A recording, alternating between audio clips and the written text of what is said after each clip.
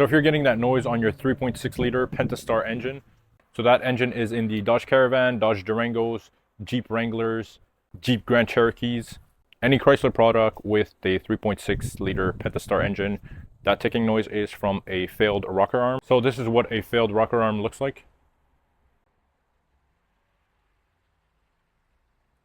And that's all the movement it takes to create that ticking noise. So you should get it addressed as soon as you can, because that ticking noise could get worse and chew up the whole cam.